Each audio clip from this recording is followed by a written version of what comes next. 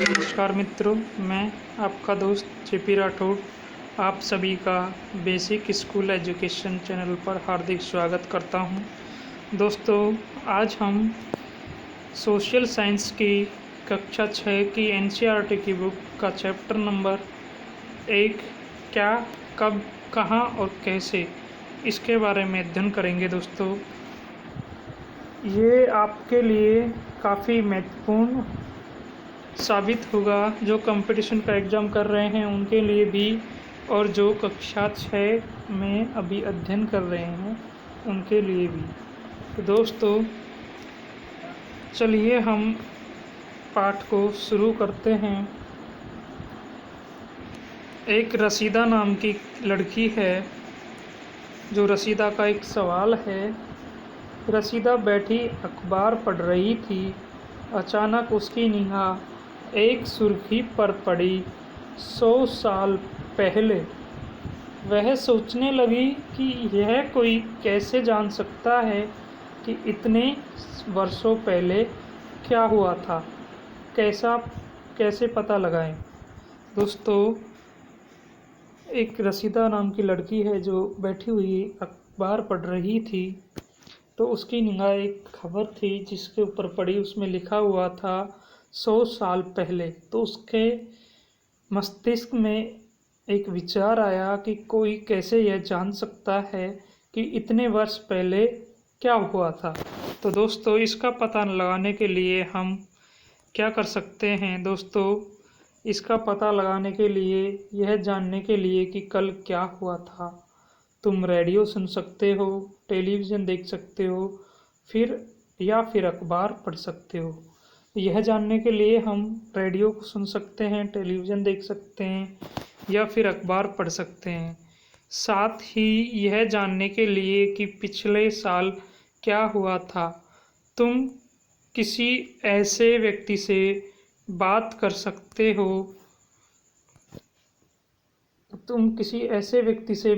सकते हो। जिसे उस समय की स्मृति हो, या कोई ऐसा व्यक्ति हो जिसने वो दृश्य या वृत्तांत को देखा या सुना हो। वो आपको बता सकता है कि उस समय क्या हुआ था। यह कैसे जाना सकता है। अतीत के बारे में हम क्या जान सकते हैं, और हम जो घटित हो चुका है अतीत हमारे, उसको हम कैसे जान सकते हैं। जो अतीत में जो घटनाएं घट चुकी हैं, अतीत का मतलब होता है वर्तमान, यानी भूतकाल में जो घटनाएं घटित हुई हैं उनके बारे में हम कैसे जान सकते हैं। अतीत के बारे में बहुत कुछ जाना जा सकता है। जैसे लोग क्या खाते थे, कैसे कपड़े पहनते थे, किस तरह के घरों में रहते थे। हम आखेट को शिकारियों, पशुपालकों, कृषकों, शासकों, व्यापारियों, पुरोहितों, शिल्पकारों, संगीतकारों, फिर वैज्ञानिक के जीवन के बारे में जानकारियाँ हासिल कर सकते हैं।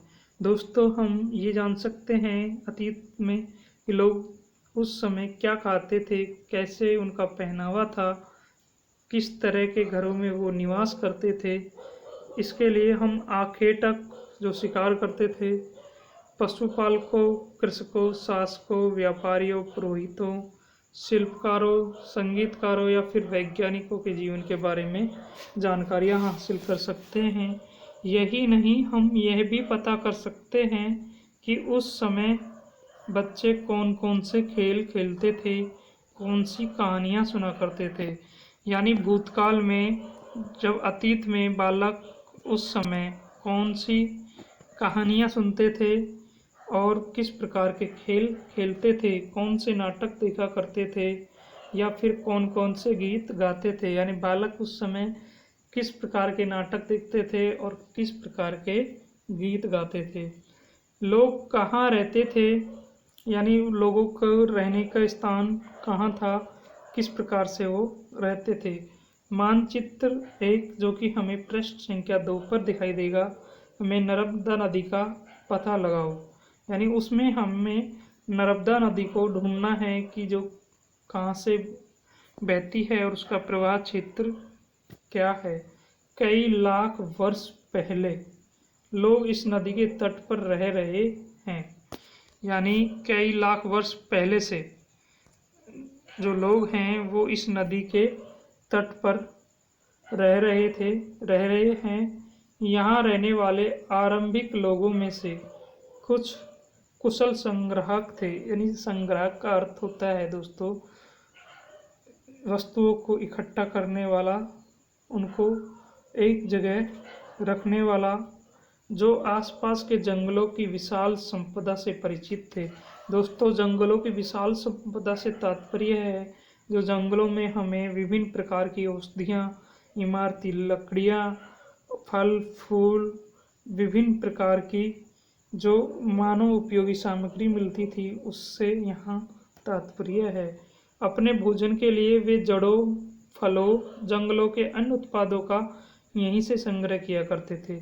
जो लोग नर्मदा नदी के तट पर आज से कई लाख वर्ष पहले रहा करते थे वो लोग क्या करते थे? वो अपने भोजन के लिए जड़, फल और जंगल के अन्य उत्पादों को यहीं से संग्रह किया करते थे। कहाँ से? नर्मदा नदी के तट से। वे जानवरों का आखेट और शिकार भी करते थे। जो नर्मदा नदी के तट पर रहने वाले लोग थे वो जंगलों का में जानवरों का क्या करते थे? शिकार भी करते थे दोस्तों। आगे चलते हैं दोस्तों। अब तुम उत्तर पश्चिम की सुलेमान और किरथर पहाड़ियों का पता लगाओ।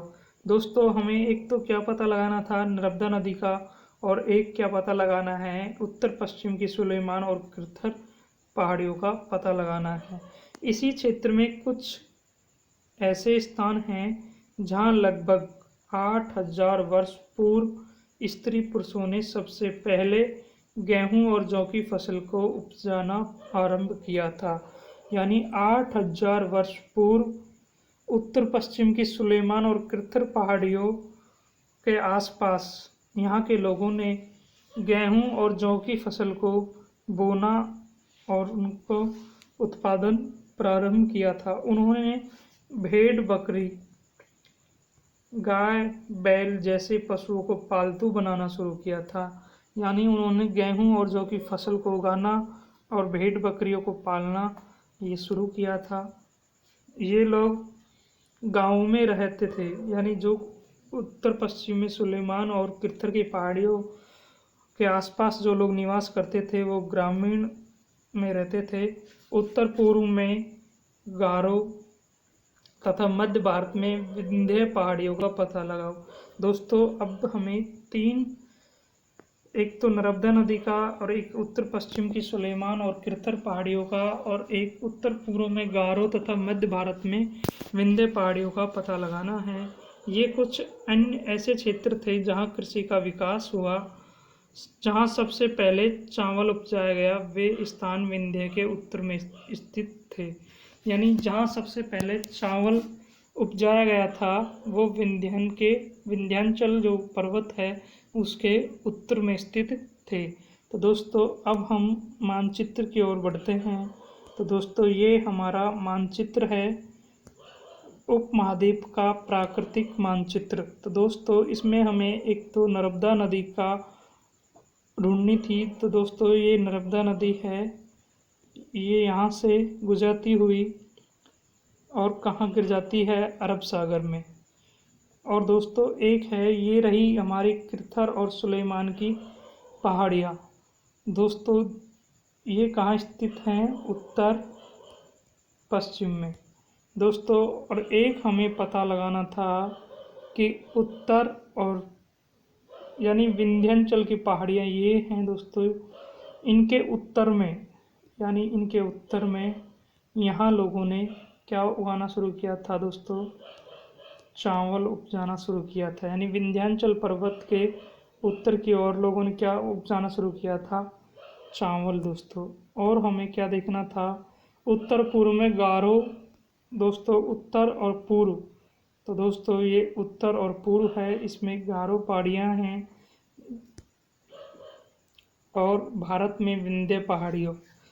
ये विंध्य पहाड़ियाँ थी, इनका हम देख ही चुके थे। तो धन्यवाद दोस्तों। अब हम आगे नेक्स्ट वीडियो में पढ़ेंगे।